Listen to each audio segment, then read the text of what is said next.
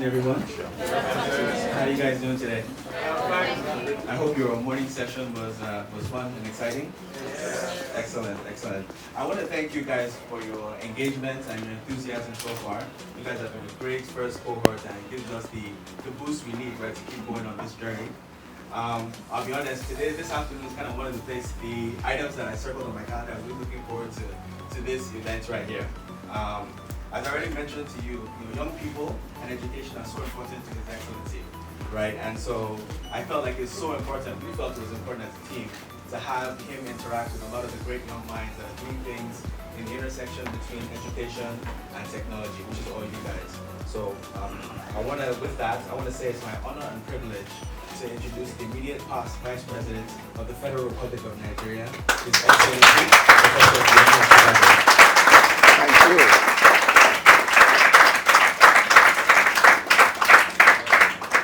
So, in my opinion, I feel like we've had a pretty good 2.5 days, right? But don't take my word for it. I'd like to have a couple of the teammates, the participants, come forward and give us their account on how the week has gone so far.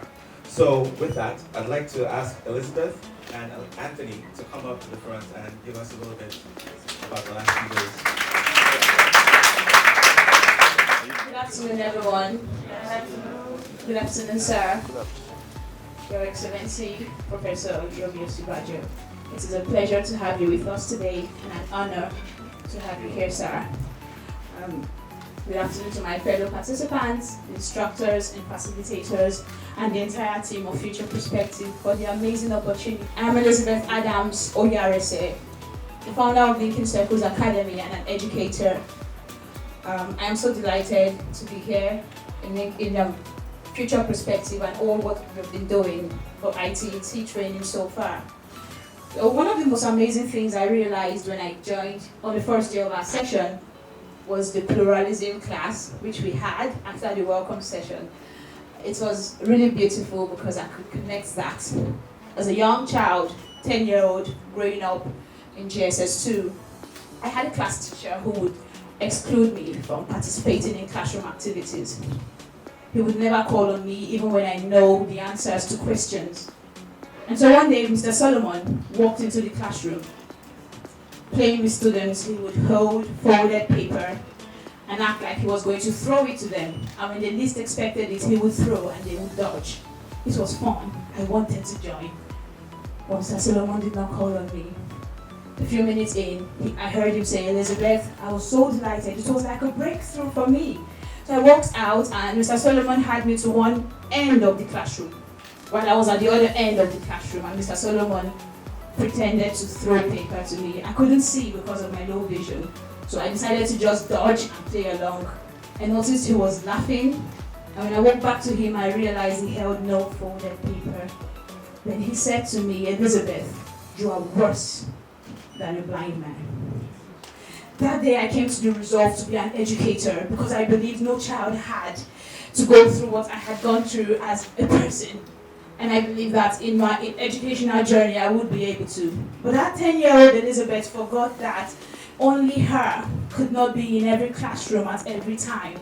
Which is why I am so delighted for Future Perspective that has gathered educators across the world together and teaching us about pluralism. Pluralism is why we can have Mustafa from a different part of the world, we can have Chinedu, we can have Shem coming together to learn despite their ethnical differences. Pluralism is why we have an Abraham in our midst today, why we have a Muhammad in our midst today, despite our religious differences. Pluralism is why we are all collaborating as educators, building and growing what we know the future of Nigeria should be in terms of educational values. And I would say that, according to our dear Professor, Your Excellency, he once said that many lives have been lost and blood shed to unite this country, Nigeria.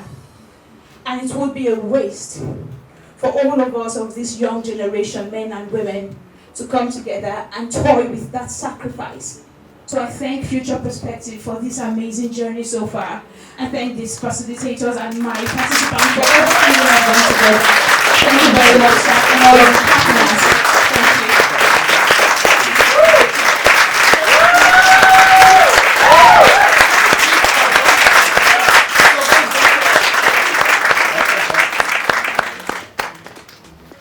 Your Excellency, all protocols duly observed.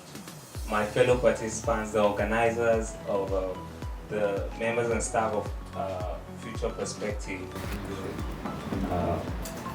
I want to say a very big thank you for organizing a wonderful program such as this. Your Excellency, I want to begin my speech with a quote from one of my favorite authors, Marianne Williamson. And one of her most popular quotes is that our greatest fear is not that we are inadequate. Our greatest fear is that we are powerful beyond measure. And I have listened to you many times on TV, and you've always spoken about how the youth need to be at the forefront of making a change in Nigeria and Africa as a whole. And here we are. Future Perspectives has given I and my colleagues an opportunity to grow, to make that change, to be at the forefront of that change we've always dreamt about in Nigeria.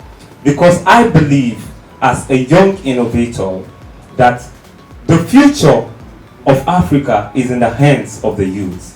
And it's the solutions to the problems of Africa can only come from Africans, especially the young Africans. Future Perspectives have given us a platform where we've developed even the little we came with. And one of the highlights of this training so far for me, the second day where we learned project management, and the second session we talked about digital skills and how can we make the change that we desire in the educational sector today if we don't leverage on technology. And so this opportunity is an opportunity I have never taken for granted, and I believe that nobody else will ever take it for granted. As a matter of fact, last night I was going through my Facebook profile, and I'm a software developer, so in between I do a little bit of Photoshop for fun, and I came across a Photoshop job I did in 2018 where I was shaking hands in a room. It was actually Buhari in front. Then I removed Buhari and I replaced him with myself. And in the image, His Excellency was at the far end and he was smiling. So I also came across a comment from my big sister, and in the comment, she said, "This boy, one day you will meet them." And today, it's a rare privilege that I am here. Thank you so much. Thank you so much.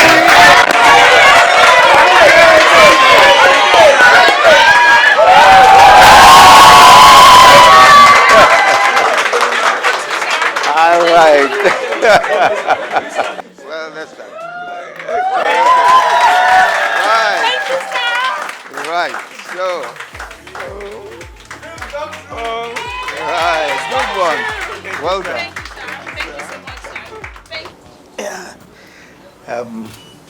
Thank you, everyone. And let me very quickly just say thank you to all our collaborators, UNESCO, Global Center for Pluralism, and of course the African FinTech Foundry. And we'll be talking maybe in a bit more detail about some of the collaboration that we've been able to get. And thank you also, I think the Canadian High Commission is here Thank you very, very much for making the time to be here. Now to the ITET first cohort participants. I am truly excited to be here with you, and I really, really think that this is something that we got right at Future Perspectives. That's getting a group of young people together to explore the opportunities for innovative education, especially technology-related innovative education. Just listening to Elizabeth and Tony, I think that there is so much already that we can learn. You know, just beginning with pluralism, and I think that's so critical. You know, the whole idea of collaboration, the whole idea of working together.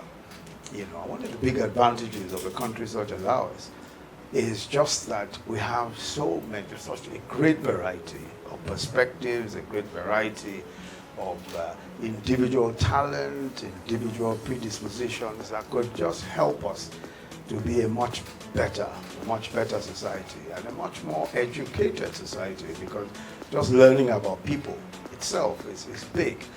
And I think that informs everything. Technology is not something in the air.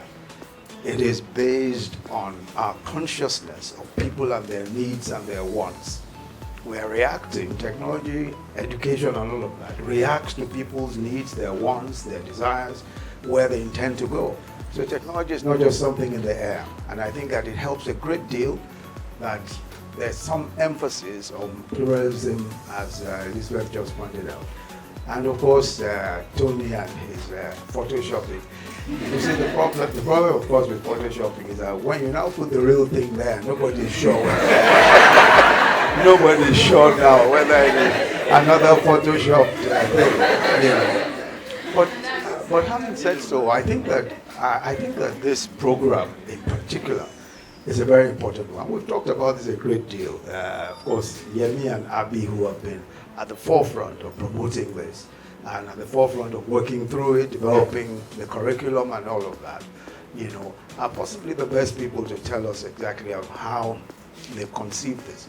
But this is very important. For me, I think this is absolutely important. The idea that we can actually have young people developing education, technology, proposals of every kind, you know, work of every kind, that can then go into their communities. I think that is so critical, especially now. We have to think out of the box. When we talk about education today, our country is growing by 6 million people every year. That is the size of Liberia every year. So we're not, and this country is not a small country, and will never be. It's just going to keep increasing in numbers. So we also have to improve in terms of the ideas, the techniques, the thought processes in education in particular. So we can't afford to think in terms of brick and mortar only. You just try to build schools, as many schools as possible. Brick and mortar isn't going to work in the next few years. We've got to think about how technology is going to give us all the incremental growth that we need for education. And that's just the way it's going to be. We're going to be educating millions and millions more people. And we can't do that by building classrooms. You can't build enough classrooms. So virtual reality, all the other virtual techniques that technology can bring will be important. You know, I was saying to some people who are attending the law school now that very soon we can't have an in-person law school anymore. Now you have campuses everywhere. But what we really need are good online models. And what you train people for in the law school, for instance, is just how to appear in court, what to say, how to speak, and that can be done by video. It can even, I mean, there are all sorts of other virtual ways now of even doing that. So think about science, think about how to, you know, the laboratories and all of that, how we'll do, you know, 3D versions of them and all of these metaverse type versions and all of those things that will make this effect. And very soon this technology will become cheaper and cheaper, especially with the kind of innovation that you guys are going to bring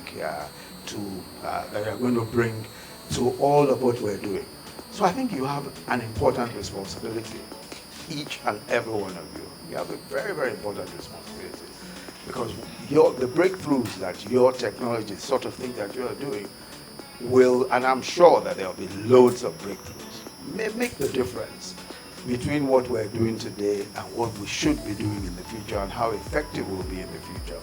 So I think you must take what you're doing very, very seriously indeed. I know that at the end of this there'll be 10 champions or something, but as you know, the mere fact that somebody is a champion doesn't mean that those who are not champions don't even necessarily have better ideas. It's just there's space for only 10, you know. So I think that one must, you know, especially the work you're doing, I mean, that you're here at all is evidence of the fact that your work is serious enough to be advertised to the world, you know. And I really look forward to seeing all the individual work that is going to be presented here or that has already been presented. And also, you know, I look forward to seeing the 10 best, you know, also. But please note that this, what we've started here, we intend to monitor it, we intend to follow it up, just so that we know what sort of progress we're making. And the progress that we're making is going to impact this country. And I believe it will impact the world as well. So thank you very much and welcome again to this. Thank you. Thank you everyone. Thank you, Your Excellency. We're going to go into the Q&A session and we're going to make it as interactive as possible. We are going to start with Aminat Abdusalam, and she's going to ask a question, followed by Omolola Akimboye and Caleb, and you're going to ask him your questions. These questions have been put together by our participants. They're questions from their hearts. They're questions that they would want to ask you to help them understand better how to move forward. So, Aminat, the floor is yours. I am Aminat Abdusalam. My question is, what are your thoughts on targeting and equipping elementary school kids with 21st century digital skills, enhancing their talent and creativity while igniting their curiosity? This generation, or the generations of young people today, are, as they say, digital natives. So this is really just intuitive for young people. And I think that what you'll find is that young people anywhere can very quickly take on instructions in technology. And that is so across the country. I have a school in Maiduguri, in collaboration with a few friends. And we took on several of the young boys and girls who were orphaned by the conflict, the insurgency in Maiduguri. This is about 6 years ago. And one of the things that we emphasized was that we're going to give high quality education, especially technology-driven education, to these young people. And what we found, 5 years on, we actually had a dinner, 5-year anniversary dinner. Had many of the kids coming to Abuja from Maiduguri for that dinner. And what we saw, the display of various things that they had learned, technology, innovation, and all of that. I mean, just from things as banal as developing websites. These are kids who were 5 at the time. We brought them in, some 3, 4, 5 years after. Robotics, showing us what they're doing in robotics, code writing, all sorts of things that they're able to do.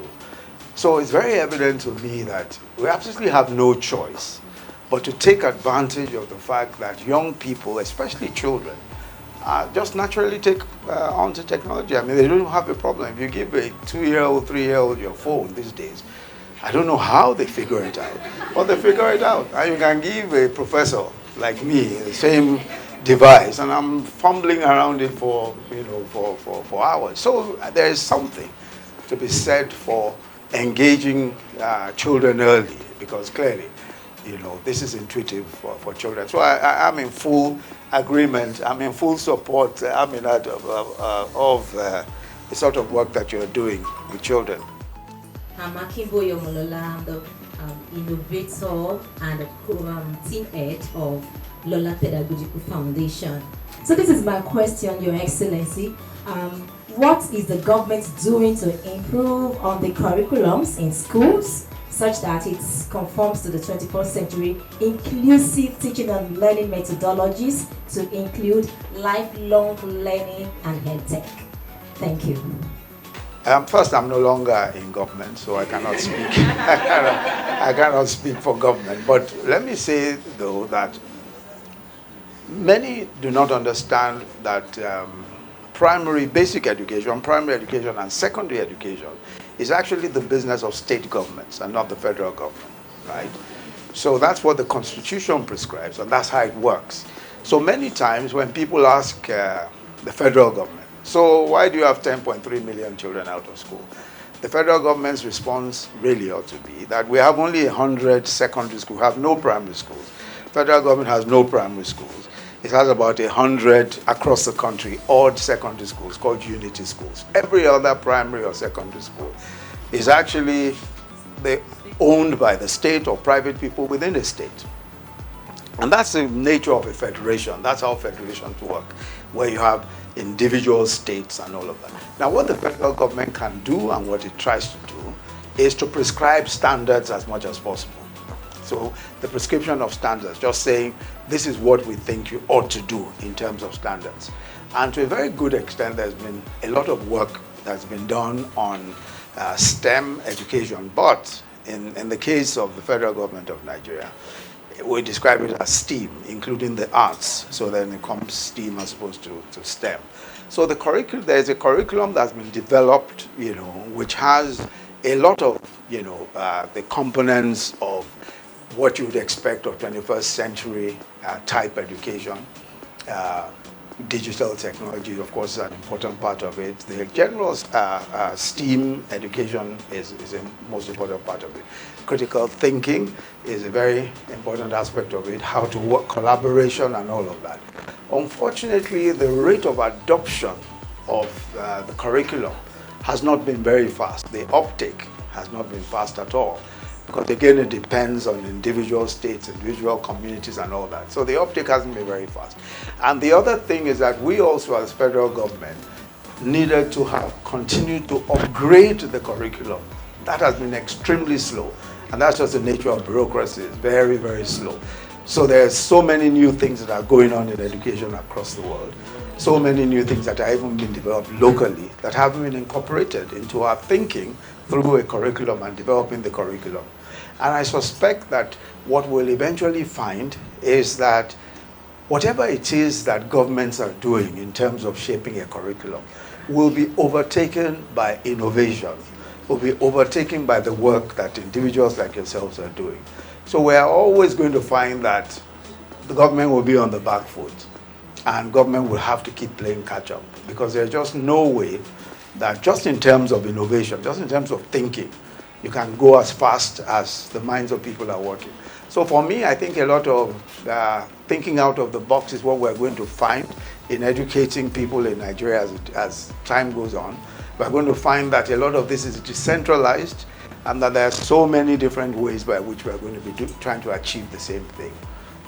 And really that's what we might find. A lot of people are going to get their education in much different ways from the way that we received our education, where you had a formal, length of time in schooling and all of that. There's a great deal of innovation that's taking place today. My name is Timbuktoo. I'm the founder of Tech Lead Nigeria, driving future relevant education in technology for kids. My question is, what are your thoughts on homeschooling, particularly how do you feel, or how do you perceive homeschooling its place in a world, in the wider context of education, as technology-enabled remote work is becoming more prevalent? What is your thoughts on homeschooling, especially I'd like to go for basic education level? Thank you, sir. I think that homeschooling is an interesting idea, very, very interesting idea. As a matter of fact, I tried to experiment with my own son, when my son was growing up. I have two daughters and then a son. My son is the last, So I tried to experiment with him, And what my wife and I did was basically not to let him go to school early. So my other kids were in kindergarten from when they were 2 years old. But he just wandered around with me, or with his mom. So I was teaching in the university at the time, and I'll just take him along to the university. He'll sit around there, sit at lectures. I mean, of course, not understanding anything of what was being said. But whenever I was taking a lecture, he would sit down there, One thing that he learned was just the discipline of sitting through long and boring stuff. But also, I found that he was able to take on very difficult concepts, as time went on, very quickly. I found, of course, that I was better educated than his teachers were. Of course, I'm a professor teaching for many, many years. So obviously, I was much better educated than those who would have taught him in primary school. So there was a great advantage to his wandering around with me. That's not exactly homeschooling, if you see what I mean, because, one of the things that happened was that his handwriting was extremely bad, because I never taught him, or his mom never taught him handwriting. So he had a lot of great concepts, that he obviously took on. But skills like handwriting and all of that. And then, of course, skills like socializing, although he ended up being a very friendly sort of person. But I think that one disadvantage of homeschooling is that you're not exposing the young person to, plurality or pluralism, as we've been very, very well instructed by Elizabeth. So there's a need for that. There's a need for that association and all that. So I think it has its advantages. And I think that when it's convenient and when it works, there's no reason why not. But I also think that one must then find, because obviously one of the great downsides is how to ensure that there is socialization and all that. And to what extent can you homeschool? Because homeschooling also has a curriculum. If you're going to do it right, you're going to be teaching different things. You have the capacity to do so. Or will you have people who can do so? Will you be able to engage the teachers and who can do so? So, I mean, it's a good thing, but I think that there's a lot that obviously a person who wants to homeschool his or her children would need to know. My name is Bella Bassi, the founder of TASK, the after-school study center based in Uyo, Akwa Ibom State. So my question goes thus. What is the government doing to reduce the gap between students in private schools and those in public educational institutions? With increasing private sector institutions, will it contribute to widening inequalities, especially for rural communities? Frankly, I think that it will be extremely difficult because public schools, generally speaking, it depends on where, again, depends on which state. What you find is that good public schools almost invariably lead to private schools even closing down in the places where you have very, very good quality public schools. Because if you look at the sheer number of private schools there are, and the various types and grades and competencies and all of that, there are very many private schools that don't measure up at all, and there are some that do. So I think that what government ought to do, because the best private schools obviously are usually better than public schools, but what government ought to do is really to improve the quality of public schools so that you can actually reduce the number of people who want to spend money out of pocket to send their children to private schools, But that again is a sort of advocacy that we must make to state governments in particular, because really they handle primary and secondary education. But I think, improving the quality of public schools is very, very crucial. And as time goes on, I think it becomes even easier, especially with technology. There's so much that can be done that will make that's not as expensive, because people always complain, governments always complain about, cost of this and cost of that. But I think technology has also made it relatively cheaper to introduce certain types of pedagogy skills and all of that can be used effectively without necessarily spending that much money. So I think just improving the quality of public schools is something that will help a great deal. I think. My name is Chimigo and I'm the founder of Kid Genius. And my question is very simple. You've always spoken about Corona, and you've spoken about how Corona shaped you as a child. And today, Corona is still a great school in Nigeria.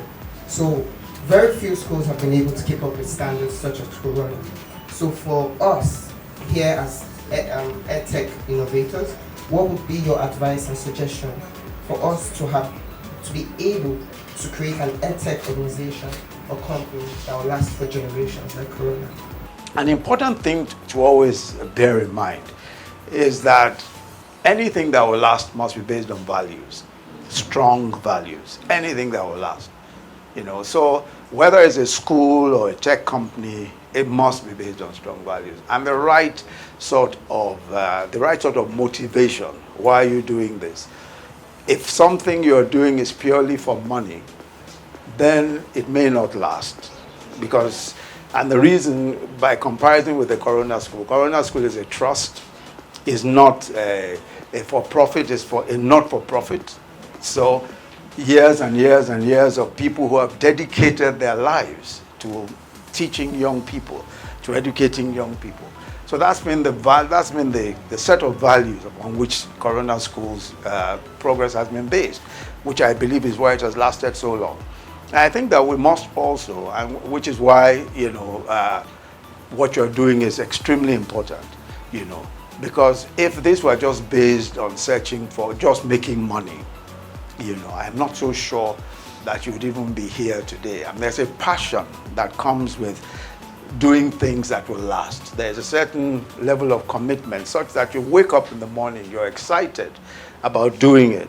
You're excited about going forward with it, whether or not you can see the immediate financial or material rewards.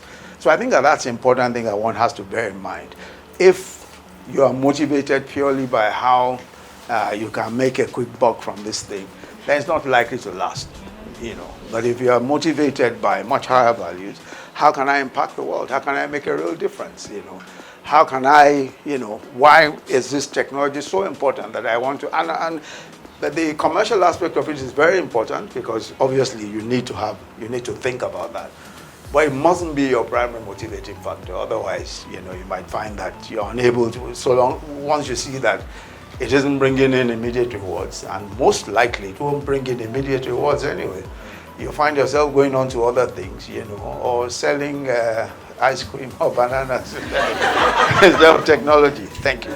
We're going to go on to the second set of questions, and we're going to start with Esther Idoko, on to Mustafa Samiu, Abimbola, Otegbade, Chineyedu, Timi Adewiyi. So you just introduce yourself, the name of your EdTech, and straight to your question. Thank you. My name is Idoko Esther Obi. I'm a student of University of Nigeria. Currently, I'm running a PhD in guidance and counseling.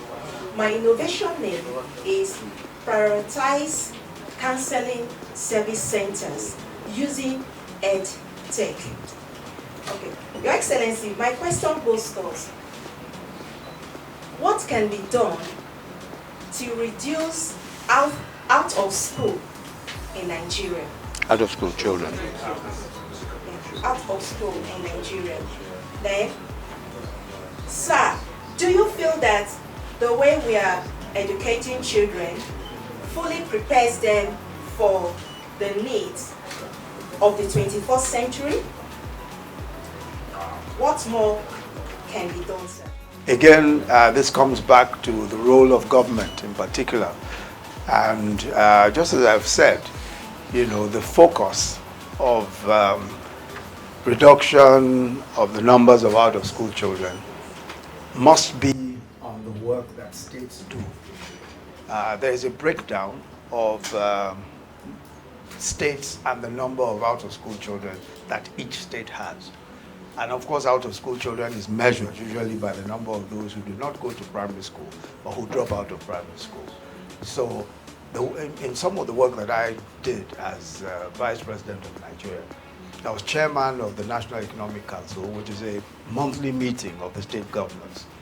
And part of what we did was in sort of name and shame of the different states.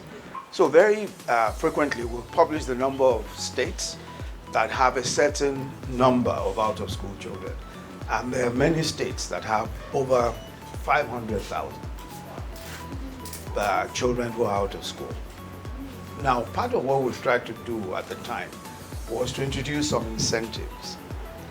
One of the things that we found very, very useful, although for other reasons, was the homegrown school feeding program.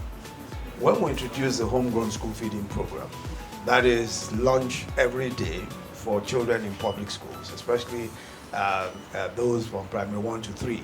That's what the federal government paid for. in some cases primary 1 to 5.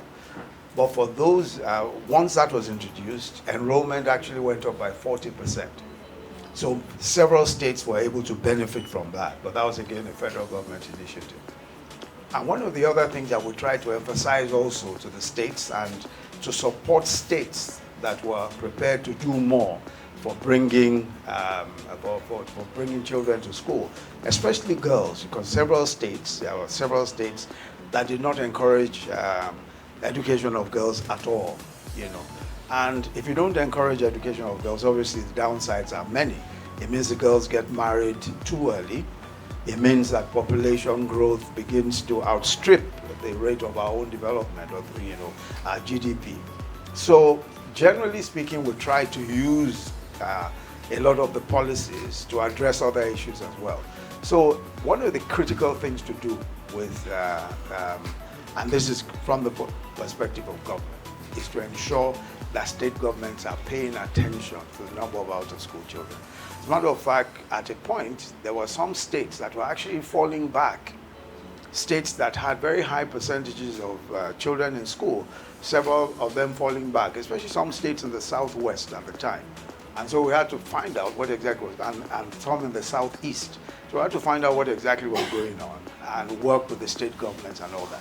And what I found is that if you pay attention to individual states and address their governors about these issues, and whatever advocacy you're doing, if it focuses on the numbers in those states, there's a tendency for the state governors to act more effectively and to do much more, But at the moment, when people talk about out-of-school children, they're asking the president of Nigeria, how come there are 10.3 million children? And the state governments keep very quiet. They don't say anything, almost as if this is the problem of the president, whereas it is the problem. Individual states, it's the problem of individual states and their governors. And, I think that our advocacy also, it will help if we looked at that, if we focused on them so that they do better. Do I think that today's education prepares children for the 21st century? No, I don't think so. I don't think that there's enough being done at all, In fact, as you probably know, we're just, we're going from my last answer, we're grappling with even getting children into school. So there isn't enough, clearly, that is futuristic about education and about the way that we are going about education.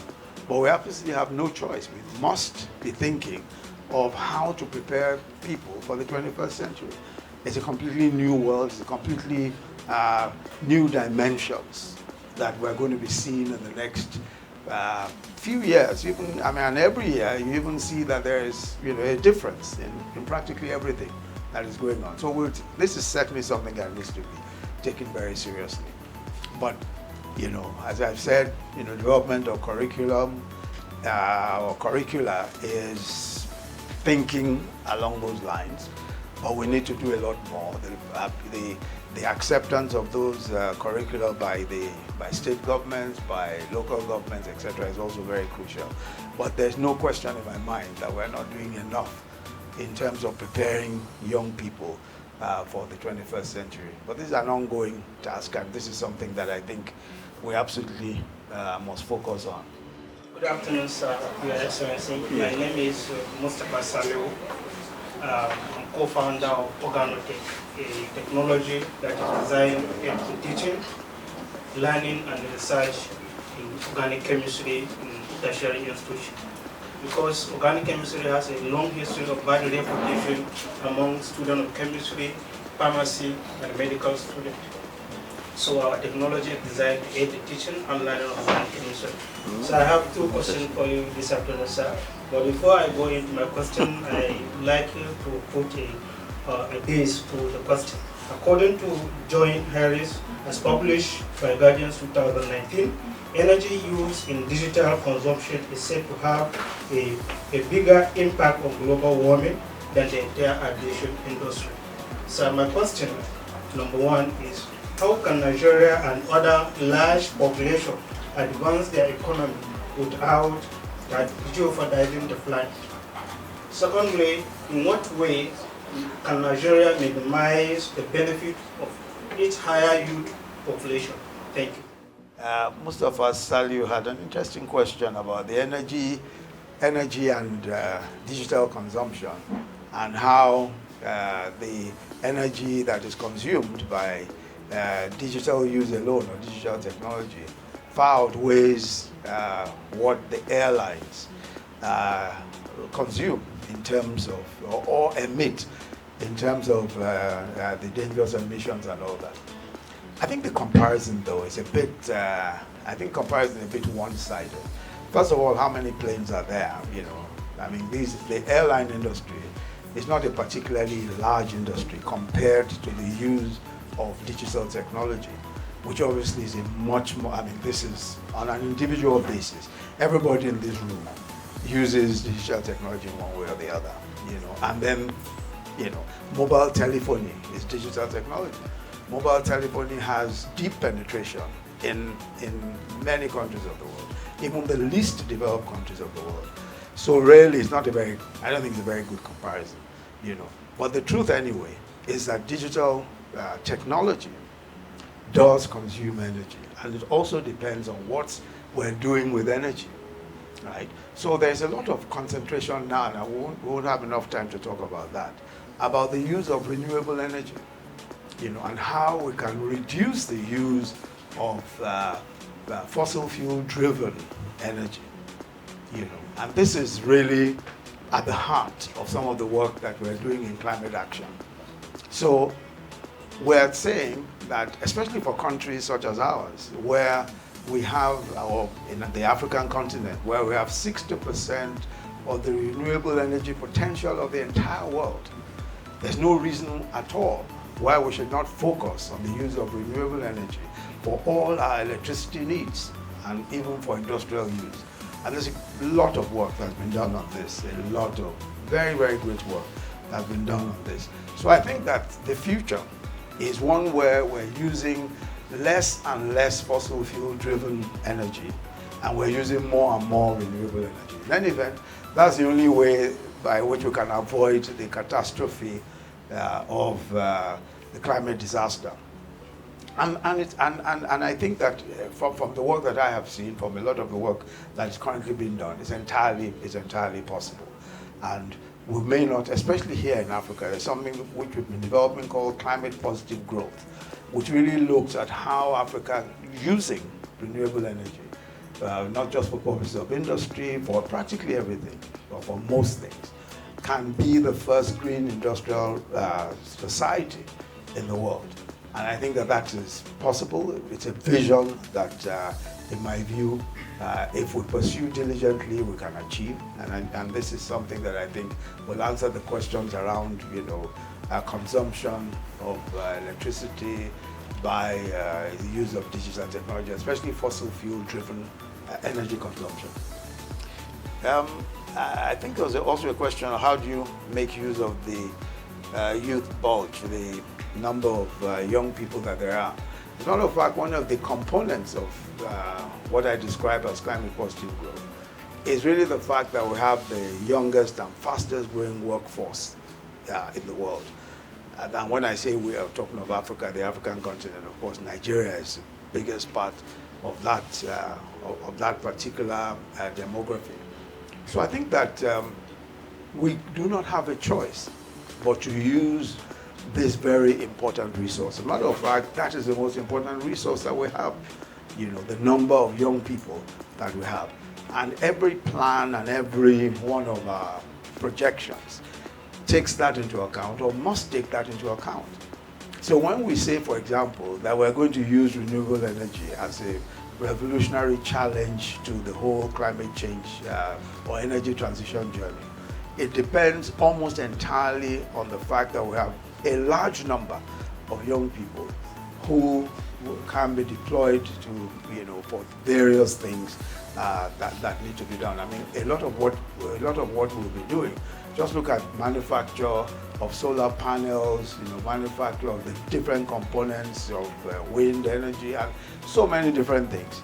And that whole value chain, there's so many opportunities, huge opportunities that exist. And I think that we must be, as we think, and a lot of the policies that I've seen that are being developed either by governments or by companies, by corporates that are involved in this, take into account all of the, the demographics that we're seeing, the young people that we're seeing, and how that can be applied. So I think, it's a given that that's exactly what we'll do.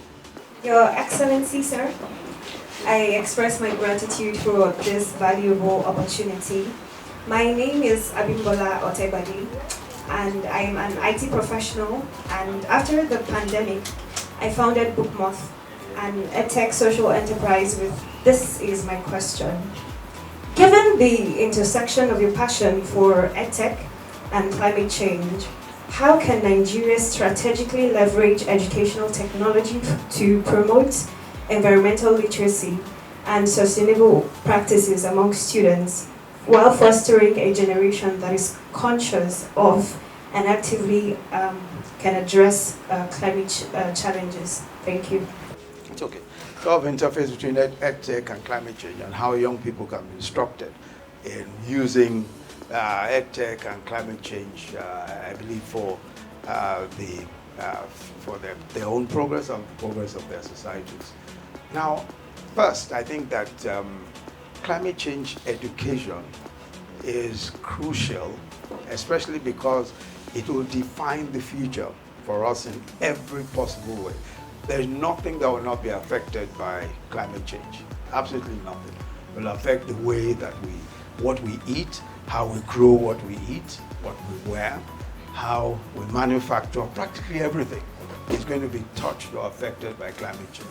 So educating people about climate change is just an intuitive thing to do. We absolutely must. We have no choice, because that is what's going to define the future.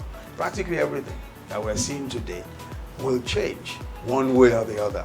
I mean, airlines are thinking of how do we use biomass fuel.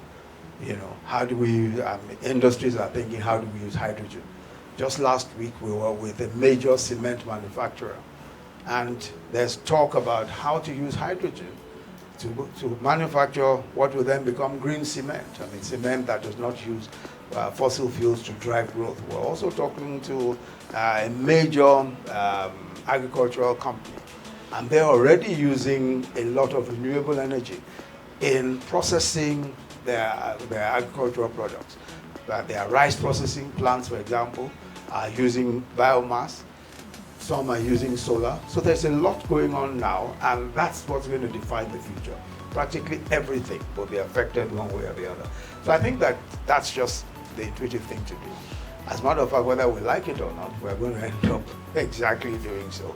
So I don't think that we have much of a choice, and there's not much that we can do to even avoid this, because it's going to be so much a part of our everyday lives, and it's already becoming so.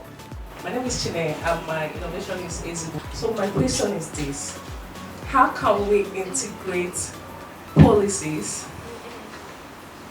in nutrition and climate change education to help address food insecurities, create food production, reduce hunger and malnutrition? Again, this is an important subject, because first, what we're seeing today is in how farming practices are going to be altered significantly by considerations of climate change and climate action. So the way that we do our farming, in such a way that our farming respects biodiversity and respects the environment is absolutely important now.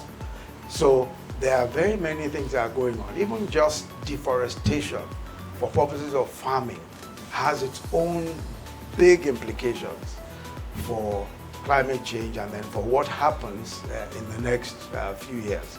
So even just farming practices, what is being done about farming practices, a whole range of information and education that needs to be had around just what to do with new farming practices and how to ensure that farming practices do not tilt the balance in favor of destruction of the environment and in favor of the devastations of climate change.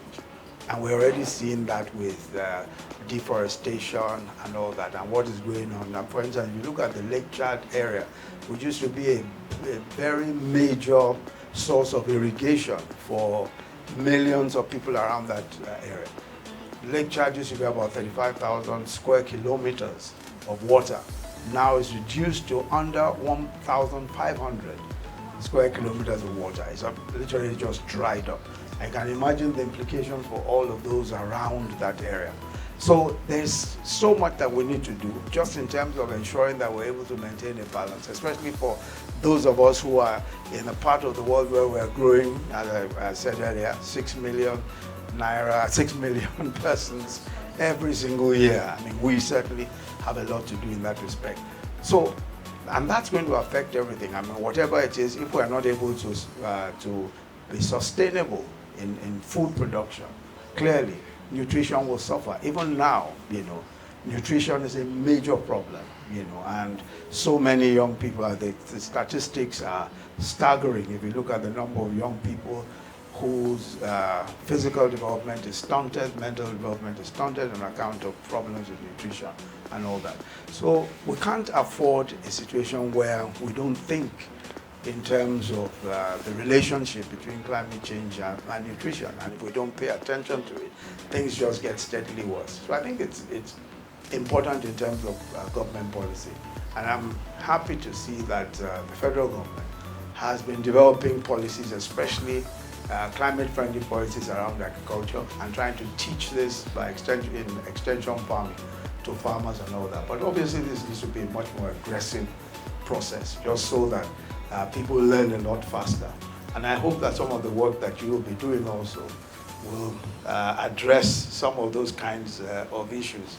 My name is Timmy. I'm co-founder at ITET. My question is, how do you think Nigeria can leapfrog the last 3 industrial revolution and be at the forefront of the 4th industrial revolution? Thank you very much. As a matter of fact, I don't think we have a choice. We've already leapfrogged. Here we are, here we are. I mean, and the good thing about technology is that it enables us to leapfrog. I mean, so look at what has happened, for instance, with mobile telephony, with our mobile phone technology. Because of mobile phone technology, we can do so many things that were impossible to do. At a time, I remember speaking to bankers, even just in 2015, when we came into office, about how to make payments in the rural areas, payments for conditional cash transfers and the various things we were doing under social investment policy. And they all said, oh, we're happy to do it, we're going to do it, oh, we're going to have all our branches here and there.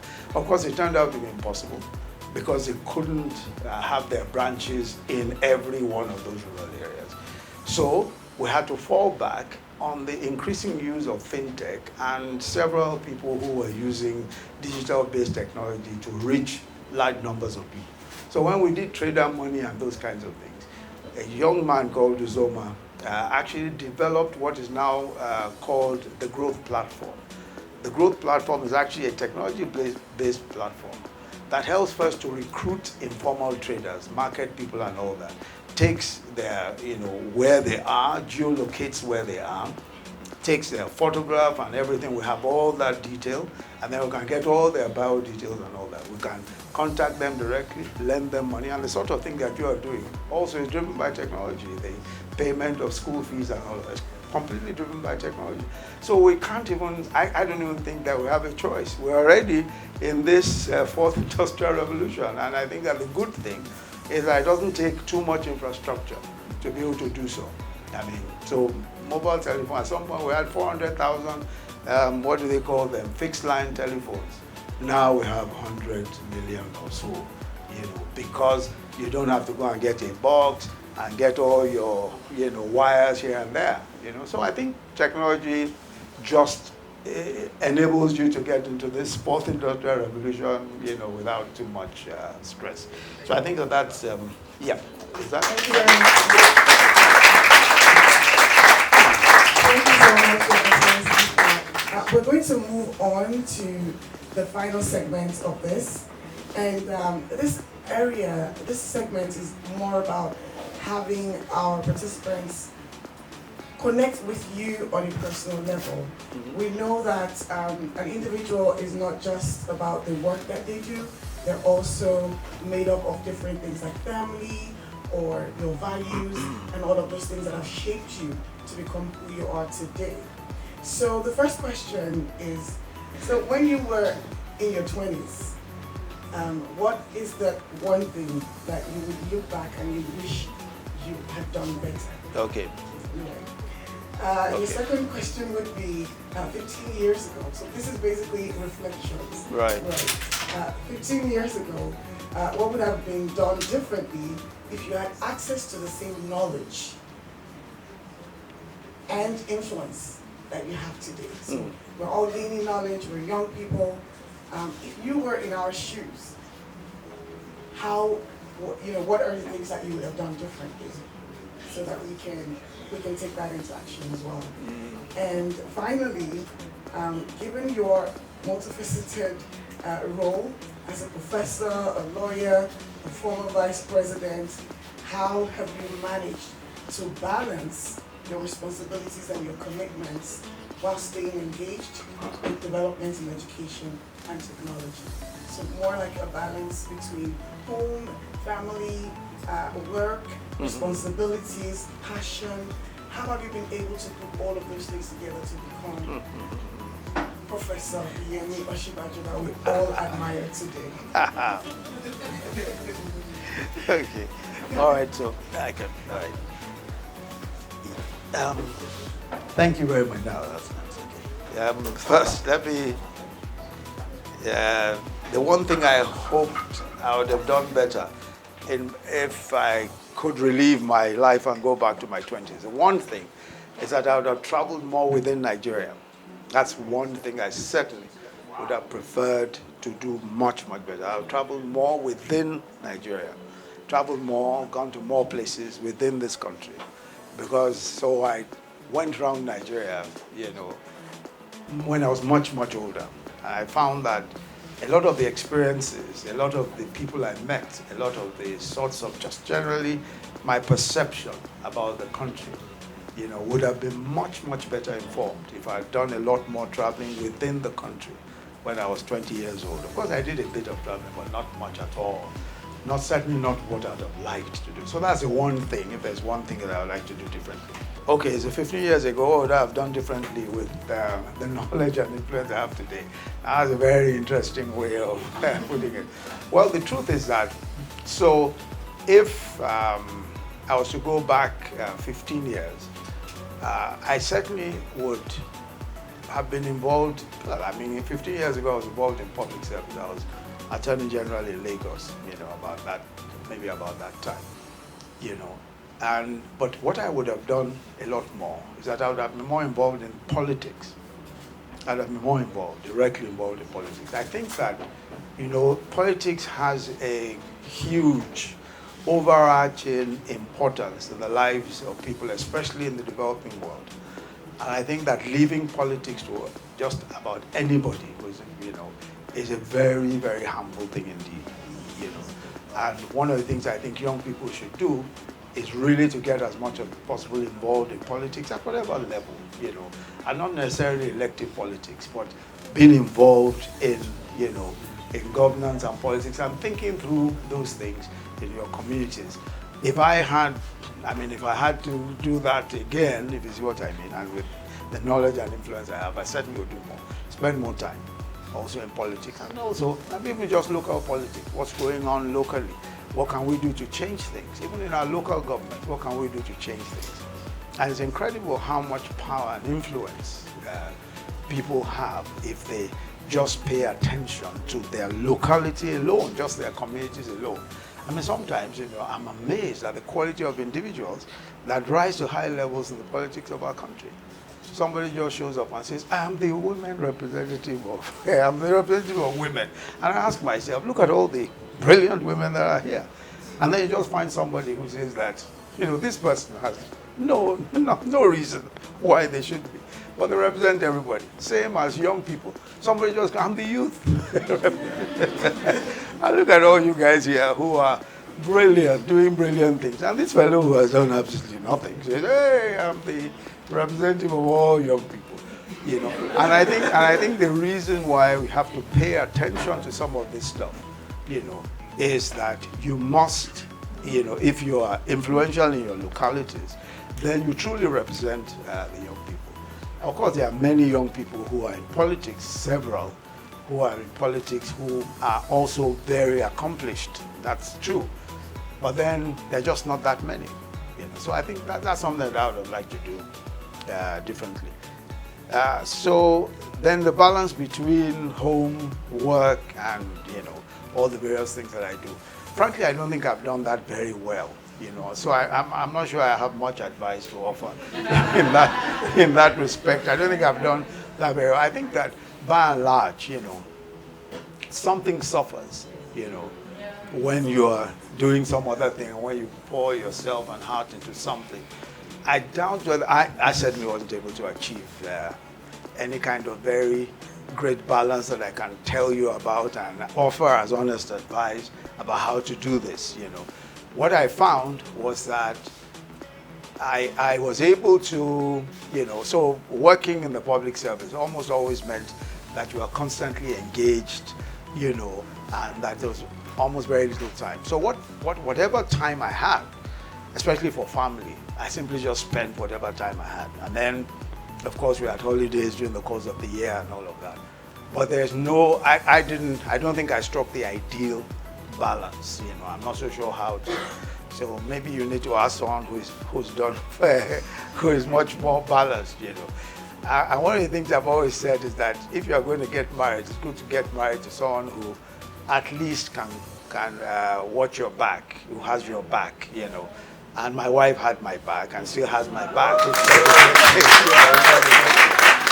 So I think that's, you know, at least that's something that's worked, you know, very well, you know. And I think that, so if I can offer any advice, I'll advise that you go and make sure that you get married to someone who can. Thank you.